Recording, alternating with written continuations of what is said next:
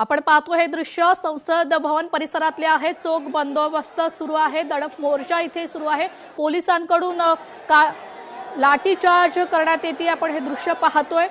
संसद भवन परिसरातील हे दृश्य आहे। लाखोंचा जनसमुदाय इथे विद्यार्थ्यांचा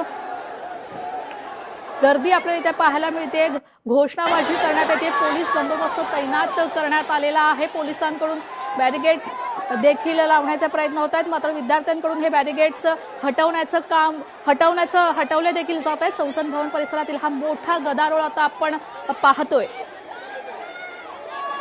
पोलिसांचा चोख बंदोबस्त देखील इथं तैनात करण्यात आलेला आहे। पोलिसांकडून ही गर्दी नियंत्रणात आणण्याचा प्रयत्न देखील सुरू आहे। विद्यार्थ्यांच्या घोषणाबाजी इथे सुरू आहेत। लाखोंचा जनसमुदाय इथे आलेला आहे। संसद भवन परिसरात मोठा गदारोळ सुरू आहे।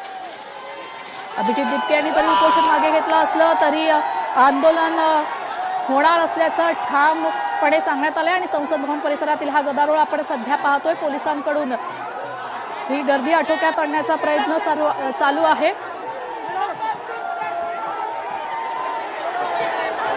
विद्यार्थी आक्रमक झालेले देखील आपल्याला पाहायला मिळत आहेत। जोरदार घोषणाबाजी देखील इथे करण्यात येते। संसद भवन परिसरातील हे दृश्य आता आपण पाहतोय। विद्यार्थी आक्रमक झालेले देखील आपल्याला पाहायला मिळत आहेत। पोलिसांचा चोख बंदोबस्त देखील इथे आहे।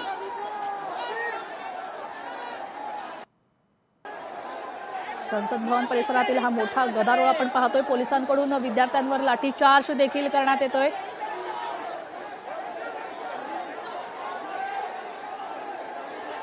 जंतर मंतरवरून हा निघालेला मोर्चा आता संसद भवन परिसरात पोहोचलेला आहे आणि जरी अभिजित दिपके यांनी उपोषण मागे घेतलं असलं तरी हे आंदोलन असंच चालू राहणार आहे, यावर ते ठाम आहेत। आणि आपण पाहतो हे विद्यार्थी आता संसद भवन परिसरात पोहोचलेले आहेत आणि हा मोठा गदारोळ इथे आपल्याला पाहायला मिळतोय। पोलिसांकडून ही गर्दी नियंत्रणात आणण्याचा प्रयत्न देखील सुरू आहे, मात्र विद्यार्थ्यांचा जोरदार घोषणाबाजी आणि विद्यार्थी देखील आक्रमक झालेले आपल्याला इथे पाहायला मिळत आहेत।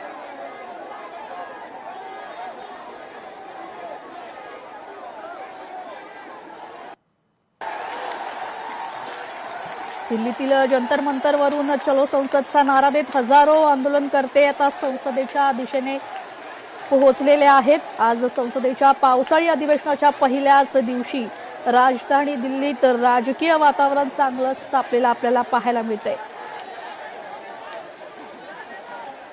धर्मेंद्र प्रधान यांच्या राजीनाम्याकरता, केंद्रीय शिक्षण मंत्री धर्मेंद्र प्रधान यांच्या राजीनाम्याकरता आता मागणी होत आहे या आंदोलनातून।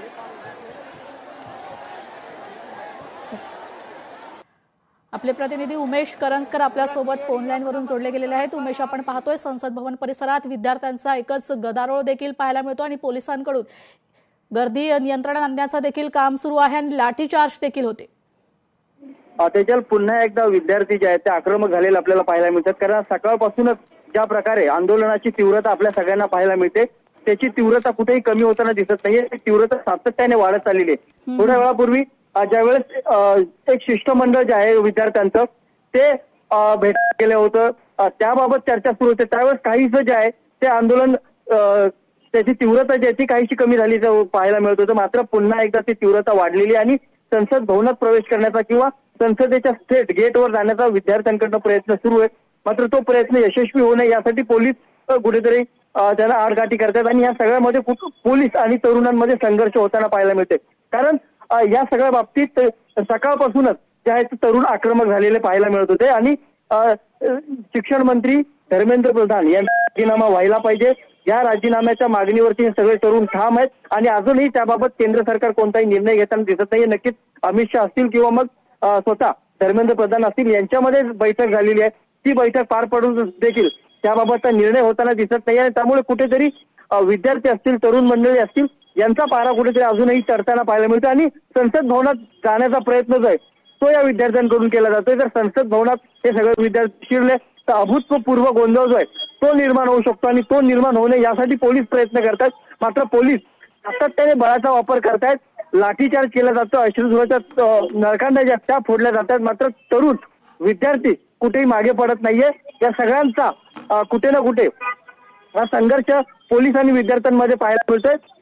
यात जर पाहायला गेलं तर अजूनही केंद्र सरकारकडनं कोणताही निर्णय घेतला जात नाही. अमित शहा जो पंतप्रधान याबाबत एखादं ट्विटही करत नाहीये किंवा शांतता बसण्याचं आव्हान अजूनही केलं जात नाहीये. यासोबत जर आपण विरोधी पक्षातले नेते पाहिले ते देखील आक्रमक झालेले आहेत.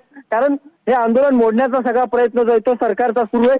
विद्यार्थ्यांशी चर्चा केली जात नाहीये. विद्यार्थ्यांशी चर्चा केली तर यातून मार्ग निघेल असं सातत्याने विरोधाचे नेते म्हणतात.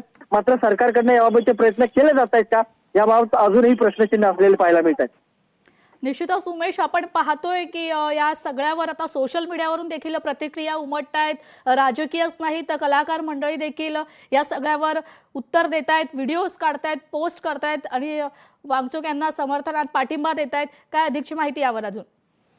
गेल्या काही दिवसापासून जर आपण पाहिलं, कारण हे संपूर्ण आंदोलन 22 दिवस पूर्ण झालेले आहेत, 23वा दिवस आहे आणि असं असून सोशल मीडियावरचा प्रतिसाद जो सातत्याने वाढत चाललेला आहे. काही स्पोर्ट्स पर्सन असतील, सेलिब्रिटीज असतील आणि यासोबतच सामाजिक जीवनामध्ये किंवा सामाजिक कार्यामध्ये काम करणारी मोठी मंडळी असतील, यांचा सातत्याने सोशल मीडियाच्या माध्यमातून या सर्व विद्यार्थ्यांना काही दिवसापासून जो पाठिंबा मिळतोय त्याने या सर्व तरुण उत्साह नक्कीच वाढलाय. अनेक वेळा जर आपण पाहिलं तर काही सेलिब्रिटीज जे आहेत थेट जंतर मंतरवरती गेले होते आणि थेट पाठिंबा देखील या सगळ्यांना दर्शवलेला आपल्याला पाहायला मिळतो. त्याच्यामुळे आंदोलन जे आहे ते सातत्याने वाढत चाललेले आहे, त्याची तीव्रता सातत्याने वाढत चाललेली आहे आणि फक्त दिल्ली पुरती ही सगळी आंदोलन आता मर्यादित राहिले नाहीये. तर देशाच्या कानाकोपऱ्यातून सर्व तरुण मंडळी जी आहे ती जंतर मंतरवर पोहोचलेली होती आणि संसद चलोचा जो नारा या सगळ्या तरुणांनी दिला होता सकाळपासूनच त्यासाठी ही सगळी प्रयत्न करतात. मात्र संसदेपर्यंत हे तरुण मंडळी पोहोचू नये यासाठी सगळी व्यवस्था जी आहे ती पोलिसांकडून,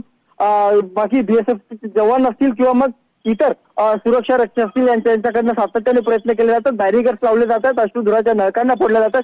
एवढंच काय तर पाण्याचा मारा देखील करण्याची तयारी या सर्व सुरक्षा व्यवस्था करण्यात आलेली. मात्र याचीही कुठं तमा न बाळगता हे सगळे तरुण जे आहेत ते संसद भवनाजवळ जाण्याचा प्रयत्न करतात आणि संसद भवनाजवळ एकदा हे सगळे विद्यार्थी तरुण पोहोचले तर खूप मोठा गोंधळ उडू शकतो याची सगळी कल्पना केंद्र सरकारला. त्यामुळे केंद्र सरकार या सगळ्यामध्ये पुढाकार घेऊन लवकरात लवकर निर्णय घेणं अपेक्षित आहे. मात्र अजूनही तो निर्णय जो आहे तो येताना दिसत नाहीये. त्याच्यामुळे हा सगळा गोंधळ जो तो अजून पेटताना आपल्याला पाहायला मिळतो. ठीक निश्चितच उमेश, आपण पाहतोय की काही वेळापूर्वी धर्मेंद्र प्रधान यांनी अमित शहांची भेट घेतली होती. त्यांची आत चर्चा देखील झाली होती आणि असं देखील अंदाज वर्तवण्यात येत होता की आता धर्मेंद्र प्रधान राजीनामा देणार का, ह्या सगळ्या गोष्टी होणार का, या दिल्लीत नेमकं काय राजकारण चालू आहे, काय होतंय, काय अधिकची अपडेट यावर?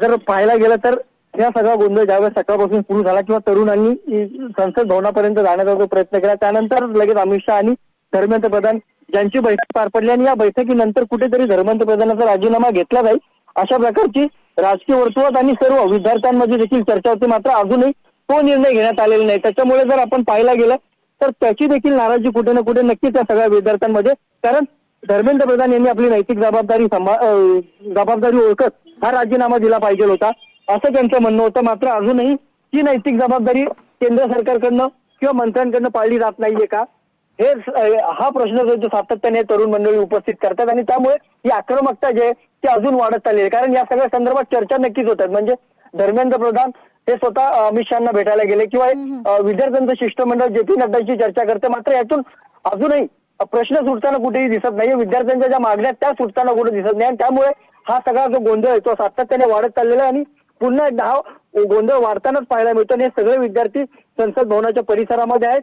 त्यामुळे ते कधीही त्या संसद भवनाच्या मुख्य प्रवेशद्वारावर जाऊ शकतील किंवा प्रवेशद्वार तोडूनही आतमध्ये जाऊ शकतील. अशा प्रकारची परिस्थिती देखील समोर येऊ शकते. त्यामुळे ही परिस्थिती देखील नाकारता येणार नाहीये आणि त्यामुळे आता या सगळ्या बाबतीत केंद्र सरकार काय निर्णय घेत आहेत, स्वतः अमित शहा काय निर्णय घेतात किंवा अतिरिक्त अजूनही बळ वापरून हे आंदोलन चिरडण्याचा प्रयत्न केंद्र सरकार करणार का, ह्या प्रश्नाचं उत्तर अजूनही मिळालेलं नाहीये. त्याच्यामुळे विद्यार्थी आता नेमका कोणता पवित्रा घेत आहेत आणि विद्यार्थ्यांना शांत करण्यासाठी केंद्र सरकार काय करतंय किंवा बळाचा वापर करून हे आंदोलन चिरण्याचा प्रयत्न केला जाणार का हे पाहावं लागणार आहे. निश्चितच उमेश, मात्र या आंदोलनामुळे संसदेच्या कामकाजावर काही परिणाम होण्याची शक्यता आहे का?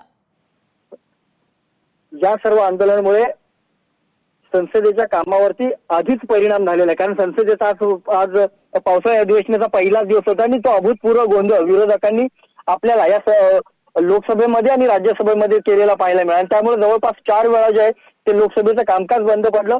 अध्यक्ष ओम बिर्ला सातत्याने या सगळ्या संदर्भात बोलतायत की चर्चा करूयात. मात्र चर्चा जी आहे ती विशेष स्वरूपात व्हायला पाहिजे. चर्चा होत असताना अभूतपूर्व जर हा कुठला गोंधळ उडत असेल तर त्यासाठी देखील प्रयत्न करणं राज्य सरकारनं केंद्र सरकारचं गरजेचं आहे. केंद्र सरकारने या सगळ्याबाबत याआधीच चर्चा करून या सगळ्यावरती तोडगा काढायला पाहिजे होता. विद्यार्थ्यांचं म्हणणं ऐकलं गेलं पाहिजे होतं. विद्यार्थ्यांसोबत चर्चा केली गेली पाहिजे होती. आणि ज्या प्रकारे सोनम वांगचुक यांना आंदोलन स्थळावरनं उचलण्यात आलं आणि त्यांना हॉस्पिटलमध्ये दाखल करण्यात आलं, याबाबतची नाराजी देखील जी आहे ती संसद भवनामध्ये किंवा अधिवेशनाच्या कामकाजामध्ये सातत्याने बोलून दाखवली गेली. आणि या सगळ्या बाबतचा जो कामकाजावरती परिणाम झालाय तो आजचा कामकाज देखील पूर्णपणे ठप्प झालेला आहे. त्याच्यामुळे जर या सगळ्या बाबत जर केंद्र सरकारने निर्णय घेतला नाही, भाजप सरकारने निर्णय घेतला नाही तर पावसाळी अधिवेशनात हा गोंधळ अजूनही पाहायला मिळणार आहे. निश्चितच धन्यवाद उमेश, तुम्ही दिलेल्या सविस्तर माहिती करता. लोकशाही मराठी ऐका, पहा, जागरूक रहा.